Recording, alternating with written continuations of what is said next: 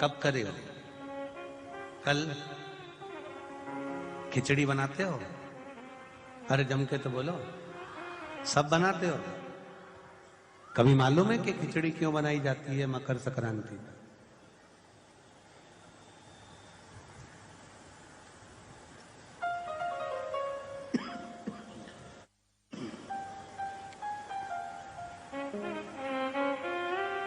खिचड़ी बनाने का कारण क्या है? वो मकर संक्रांति का दिन था जब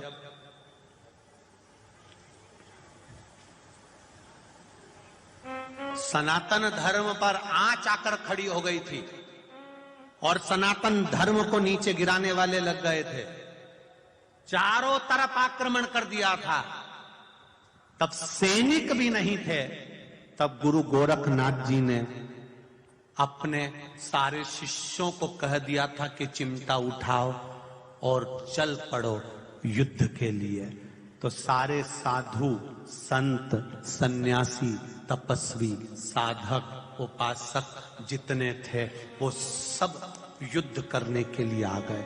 जब युद्ध में ऐसा युद्ध चालू हुआ, ऐसा युद्ध चालू हुआ, ऐसा युद्ध चालू हुआ कि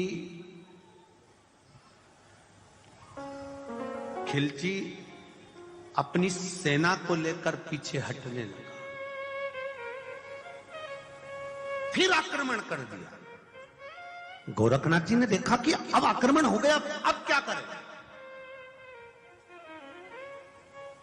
अब उनकी सेना में सबको खाने के लिए अच्छा मिल रहा था, पीने के लिए अच्छा मिल रहा था।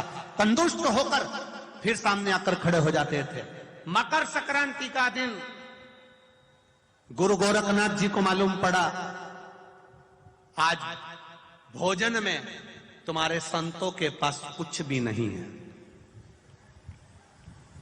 कुछ भी नहीं, और भोजन में कुछ भी नहीं, और ये बाकी की सेना जो सामने वाली है उसके पास में तो इतना बल है, खाते हैं और एनर्जी आ जाती है, बल आ जाता है। गोरखनाथ जी ने कहा चिंता मत करो, उत्तरायण सूर्य है, मकर राशि का प्रवेश है, मैं भी ऐसा अमृत तैयार करता हूं कि मेरी सेना को जब मैं खिलाऊंगा तो विजय कर कर आएगी। और गुरु गोरखनाथ जी ने सबसे पहली खिचड़ी मेरे गुरु गोरखनाथ ने अपने सारे संतों के लिए, भगवंतों के लिए गुरु गोरखनाथ ने तैयार करी और कहा खिला दो खिचड़ी और करो आक्रमण। खिचड़ी खाकर मकर संक्रांति के दिन जब आक्रमण किया गया तो पूरी सेना को तहस नहस कर कर ये सनातन धर्म फिर बच गया। ये सनातन धर्म की रक्षा ये खिचड़ी प्रसाद। आज भी मकर संक्रांति के दिन खिचड़ी का महत्व है महाराज।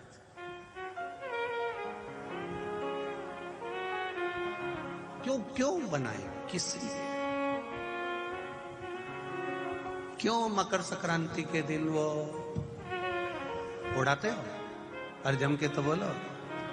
हमारे सनातन धर्म में, हिंदू धर्म में एक दिन दिया गया है पतंग उड़ाने के लिए। एक दिन दे दिया, ये पतंग उड़ा लो, उड़ाओ, काटो। सनातन धर्म में एक दिन दिया गया कि एक दिन उड़ाओ, मना नहीं है, एक दिन काटो, मना नहीं है, पर बाकी के दिन किसी भी बहन बेटी की कोई फालतू बात मत उड़ाना और किसी की जिंदगी मत काटना। ये हमारा सनातन धर्म का। किसी बेटी का संबंध आया, किसी बेटी का रिश्ता आया, किसी के लड़के का संबंध आया, किसी के लड़के का रिश्ता आया, और कोई तुम्हारे पास में फोन लगाया, साहब वो भैरू सिंह जी की बेटी कैसी है, और तुमने उड़ाना चालू कर दिया। अरे ऐसा ना ना, शिव महापुराण की कथा कहती है साल में एक दिन हमारे सनातन धर्म में दिया जाता है, उड़ाओ और काटो।